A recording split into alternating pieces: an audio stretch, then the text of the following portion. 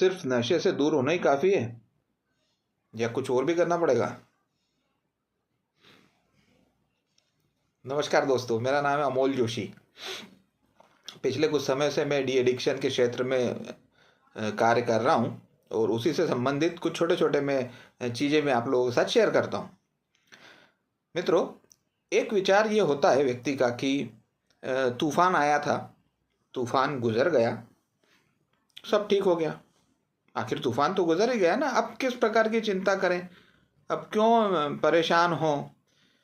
कहीं ना कहीं बात ठीक है, लेकिन उस तूफान ने यदि आपके घर का नुकसान किया है किसी भी प्रकार का, तो उसको रिबिल्ड तो करना पड़ेगा। सोचें, और ऐसा भी कुछ करना पड़ेगा कि कल को यदि तूफान फिर से आए तो अपनी सुरक्षा पहले से कर ली जाए, बाढ़ आने के पहले पाल बांध ली जाए।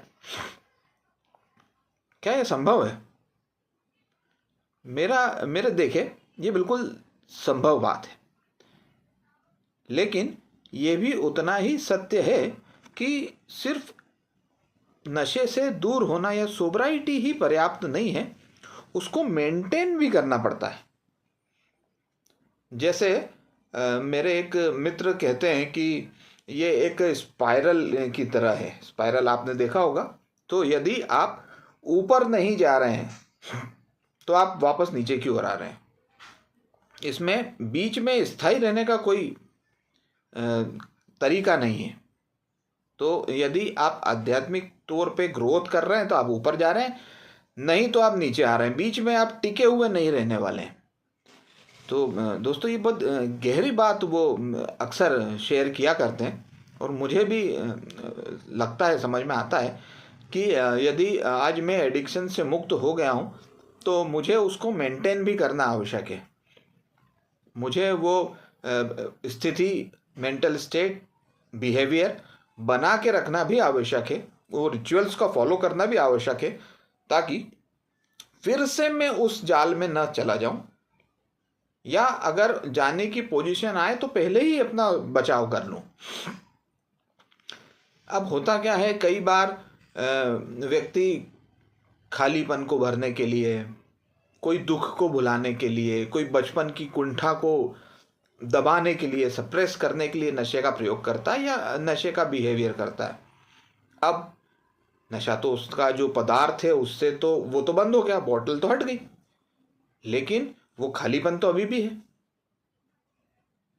वो तनाव तो अभी भी है, वो सो कॉल्ड ग्रीफ या दुख तो अभी भी मौजूद है,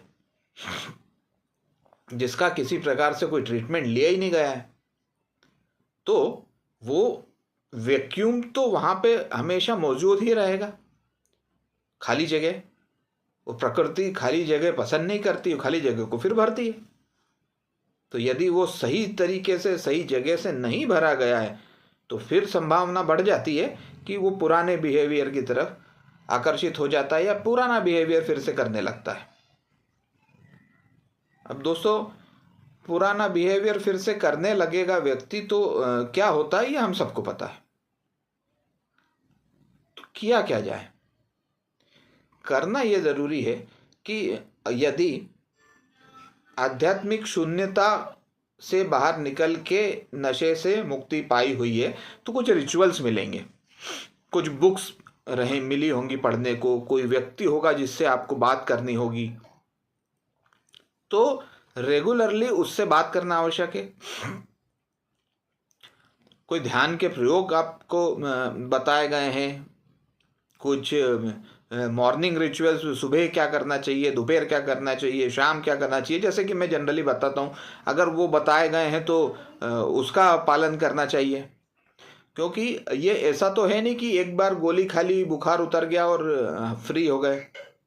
ये तो रोजमर्रा के जीवन में उतारने लायक चीज है। ये जीवन जीने का एक ढंग है बेसिकली, ये जीवन जीने की एक कला है बेसिकली, कि इसमें जब इस प्रकार से जीवन जिया जाता है तो नशे की आवश्यकता नहीं पड़ती, तो उसको मेंटेन करते हैं। मेंटेन करने में एक चीज़ तो जैसे मैंने बताया, स्पिरिचुअल प्रैक्टिसेस रहती हैं, मायने रखती हैं, प्रार्थना है, ध्यान है, हायर पावर से कनेक्शन है, उनके प्रति विश्वास है, एक्सेप्टेंस है, भरोसा है, ट्रस्ट है, सरेंडर है, ये सारी चीज़ें हैं। दूसरी चीज़ एक जो काम आती है वो ये आती है कि हेल्पफुलनेस, लोगों को मदद करना।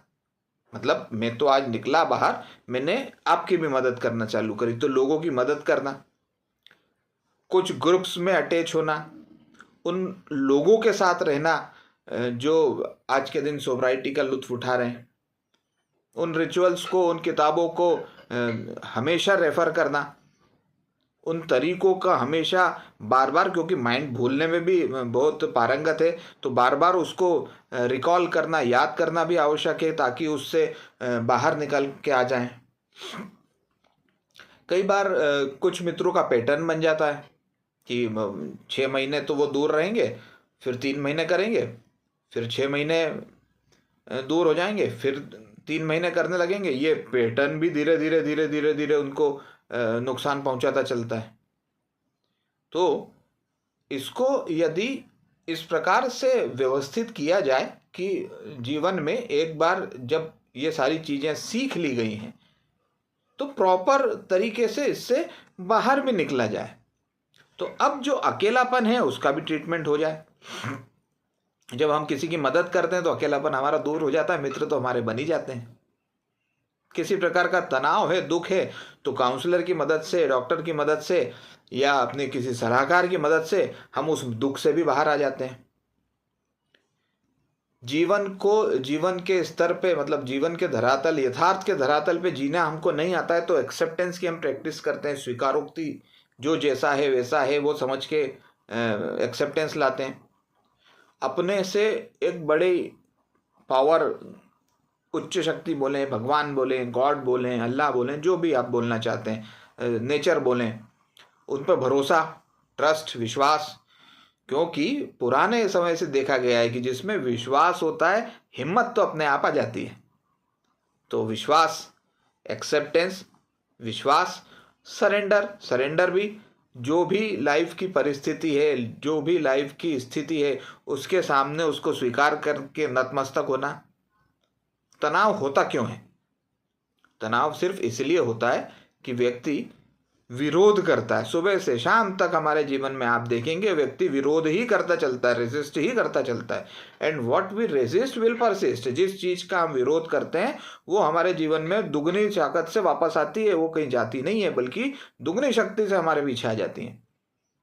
तो यदि हम पूरी तरीके से इस चीज को हटा पाए, सरेंडर मोड में आ पाए, प्रकृति के सामने, खुद के सामने, ईश्वर के सामने, तो हम देखेंगे कि हमारा जीवन ज़्यादा सुचारू रूप से चलता है। या दूसरे शब्दों में कहें तो जब मैं पूरी तरीके से अपने विरोध को छोड़ देता हूँ तब मैं अच्छे से जी पाता हूँ। भाई रियलिटी से, असलियत से, यदि नेचर से मैं लड़ता रहूँगा तो 100 बार अगर मैं लड़ा तो 100 के 100 बार चांसेस हैं कि मैं 100 के 100 बार हारूंगा। सोचने लायक बात है मित्रों, आप भी सोच के देखिए।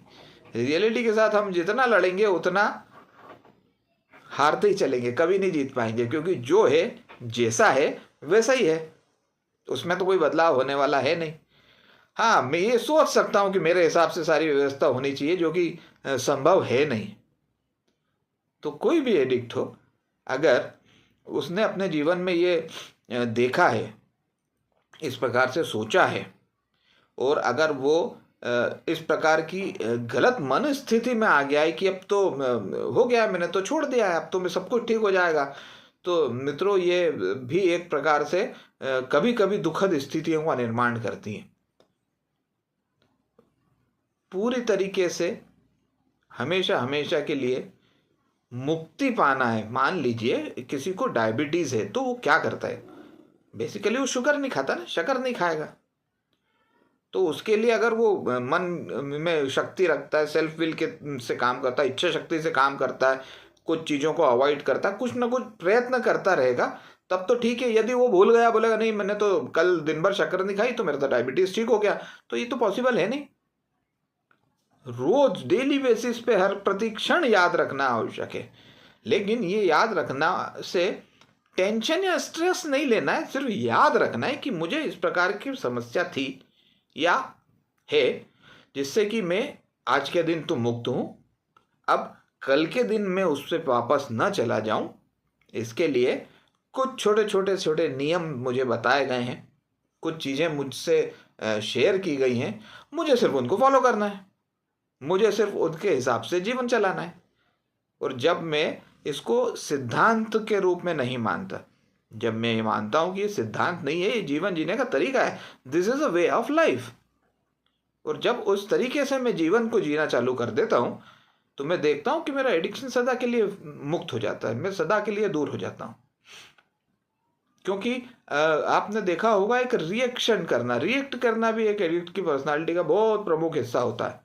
छोटी छोटी चीज़ों में पलट पलट के रिएक्ट करना, सुई लगी तो ऐसा बताना जैसे तलवार लगी हुई हो, छोटी छोटी चीज़ों पे लड़ाई झगड़ा करना, पलट के जवाब देना, ये पर्सनालिटी का हिस्सा बन जाता है। जबकि रिएक्ट की जगह रिस्पॉन्ड भी किया जा सकता था, थोड़ा सा रुक के जो चॉइसेस हैं उसमें एक को चुन के उस पथ पे भी बढ़ा जा सकता था।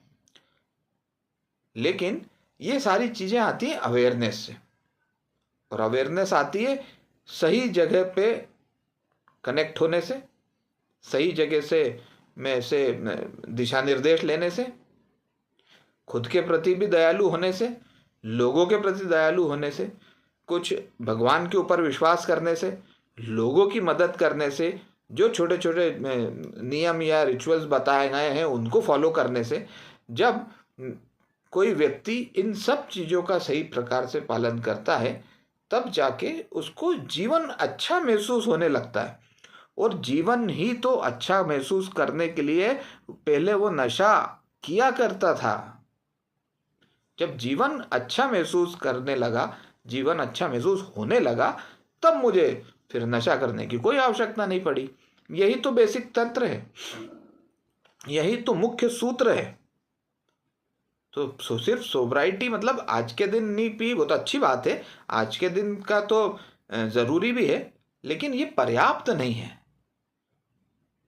मुझे जो मैंने बिगाड़ कर दिया है या मेरे से हो गया है उसको उसकी क्षतिपूर्ति भी करना है, उसे ठीक भी करना है।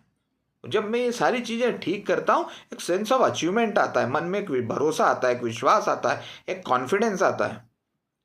फिर मैं एक व्यक्ति की मदद भी कर पाता हूँ, अपना जीवन तो अच्छा बनाता ही हूँ, एक व्यक्ति की मदद भी कर पाता हूँ और कल्पना से भी परे अच्छा जीवन व्यतीत कर पाता हूँ। तो दोस्तों आप लोगों ने बड़ी शांति से इतनी देर मेरे विचार सुने। अगर आपको ये अच्छे लगते हो या लगे हों तो इसको प्लीज़ शेयर ज़रूर कीजिए, लाइक सब्सक्राइब शेयर ज़रूर कीजिए, और कमेंट में मुझे बताइए कि आपको ये रील या ये वीडियो कैसा लगा। और आगे भी मैं कुछ यूट्यूब पे वीडियोस डालता रहूँगा, तो उसमें भी वो भी देखते रहिए। बस आखिरी बात है, शेयर अवश्य कीजिएगा।